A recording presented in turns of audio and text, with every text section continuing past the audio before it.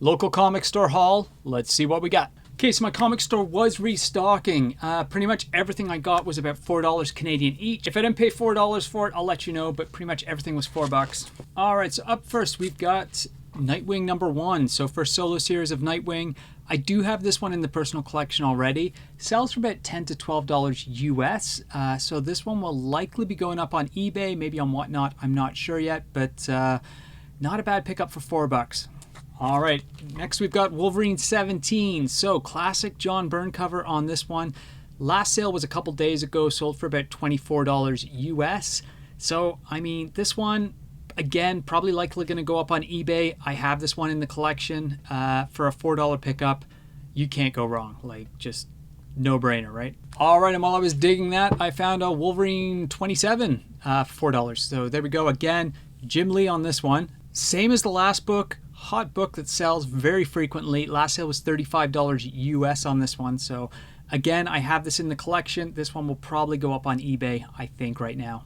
Undervalued book, we've got X-Men #5. So second appearance of Omega Red, first appearance of Maverick. If I see this and it's the right price, I will pick it up. #4 and #5 in this one move pretty frequently. Easy to move. Again, I do have this in the collection already, but mine's a newsstand. I don't have the direct. So this is just pure nostalgia. If you're in my age demographic, you'll probably recognize this. I did pick one up for the personal collection, but I saw another one, so I got this.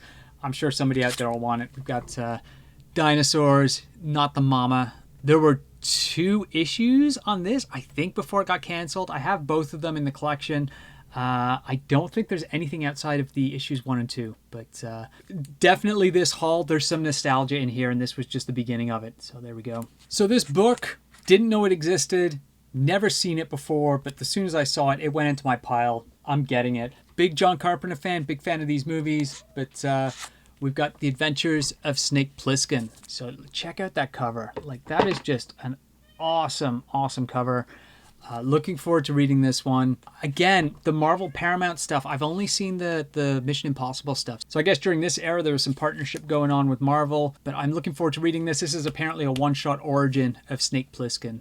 Everything Dave Stevens seems to be hot, so I found 2 copies of Rocketeer the movie adaptation. Don't know what I'm doing with these yet, but nice high-grade copies. We'll see how they do. Fantastic cover. I've owned this one before. I've read it. I've sold it. The only Rocketeer stuff I've kind of held is the original kind of Star Slayer stuff, and then some of the classic Rocketeer spin-offs from that. But pretty cool books. Speaking of nostalgia, I found 2 copies of Beetlejuice, Crime Busters on the Haunt. Beetlejuice coming out soon. Didn't say it 3 times. And these books may see some heat. Again, I have this one in the collection.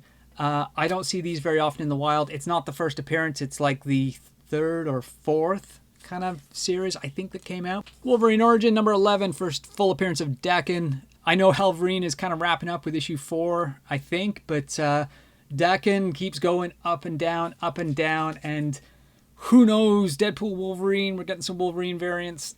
I don't know, will we, won't we?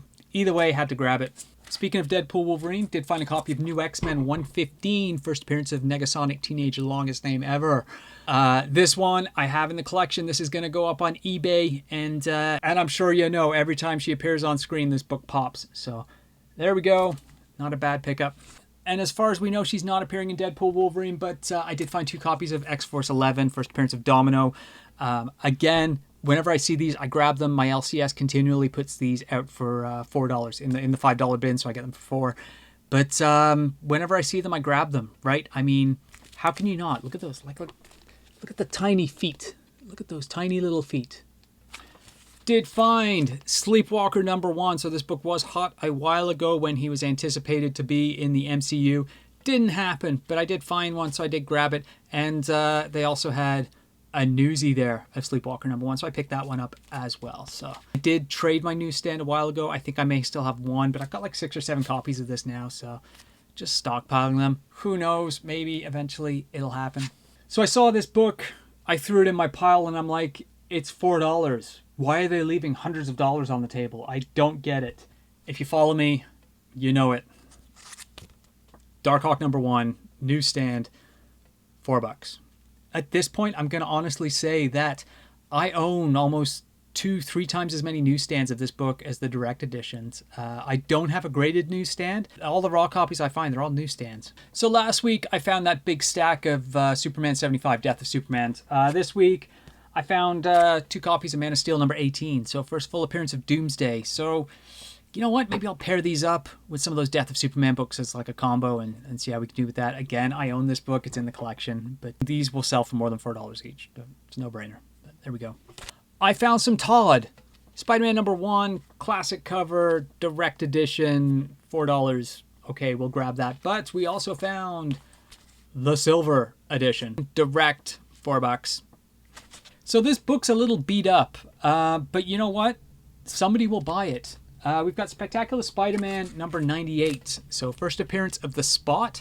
I mean, it's not as hot as it once was. It still sells continuously, but even though it's mid-grade, this is a Canadian price variant with the 75 cents and the barcode. So a little harder to find. I find that these books do really well with the Americans buying them just because they don't have as much access to them. But first appearance of the Spot. I think I still have the second appearance of Spot, mid-grade Canadian, kicking around. So maybe I'll pair them up and toss them up as a duo sale or something. I'm not sure, but either way, pretty good pickup. Okay, so again, nostalgia. When I see these, I pick them up. I already own them, but we've got Rambo 3. So first appearance of Rambo, John Jay, in comics.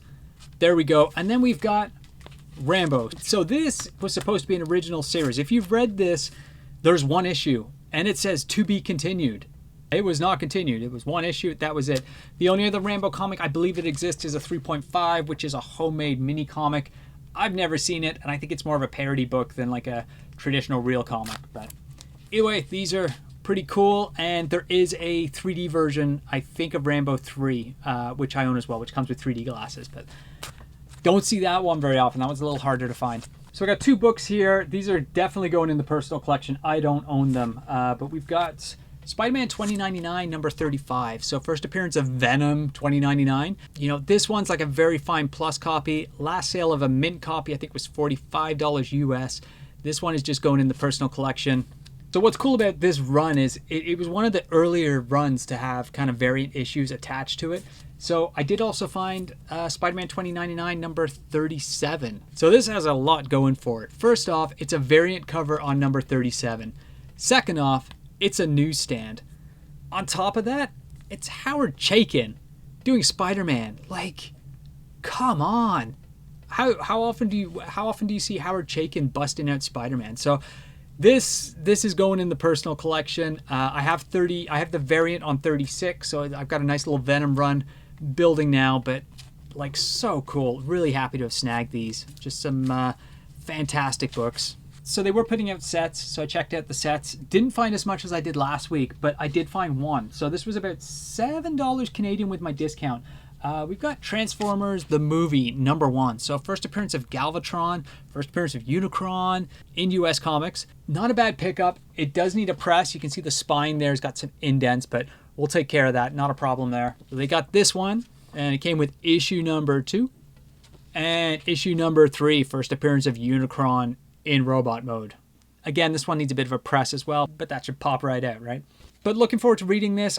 Big fan of the movie growing up as a kid. I've actually never read this, so the comic adaptation, looking forward to seeing how it all translates into a 3-issue arc from the movie. Should be good. I'll get to that this weekend. Weekly pull list. So my comic store set this aside. We do have Star Wars High Republic number 7. They actually got one for me this week, so pretty cool. I don't know if this was a new release or they found one and they kind of set it aside, but either way, I probably need it for the run, so glad they set this aside. And this book, Capcan did their push out on Tuesday, and I said to myself, there's no way this is going to be on the shelf at my local comic store by the time I get there on Friday. So I paid $30 at Capcan for it, and then I went to my local comic store, and it was sitting on the shelf. So I bought it. So this was about $11 Canadian with my discount compared to the $30 I dropped at Capcan. But we've got Ahsoka number 1, The Incentive. I just love this cover. I think of all the covers, this is the one that's going to pop down the road. If there's ever a chance to meet Rosario Dawson, this is the book I will be getting signed. It is near mint minus with a pressable little kind of ding up here. The one I bought at Capcan said it was near mint minus, so I don't know. Maybe it's a harder book to get in near mint. I'm not sure, but But first appearance of Balin Skull and Shin Hati in this book. Who knows if they'll continue down the road. I think they might. We shall see. We'll see what Disney does. But, I mean, the print run, I don't know. Is it going to have a high print run because it's Ahsoka? Or is it going to have like a lower print run because people are burnt out on Star Wars right now? If it's got a lower print run, I don't care. I love Star Wars. I'm still buying this stuff. And as people burn out with it, it just means lower print run on these first appearances that maybe down the road will pop. Either way, looking forward to reading this and seeing how it translates. I have 5 copies amongst the regular covers at Capcan. I think there's a foil. There's a couple others. Anyway, I went bigger on this book just because I was a big fan of the series. And it was that time. It was bag and board time. Comic Pro line. Love these things. Everything I put in the personal collection goes into these. Sometimes when I sell books, I put them in lower grade bags. But everything for me goes into these. And I got some boards too. There we go. Pretty good haul this week. Really happy with everything I got. Some great personal collection books. Some stuff to sell. And hopefully enough of that will be sold to kind of pay for what I bought today. And I got to tell you, Ahsoka, Darkhawk, Venom 2099, like those are the hits for me this week. Big time hits. And those Wolverine books hopefully will help soothe some of the damage from today's purchases. But there we go. Pretty good haul. Can't complain.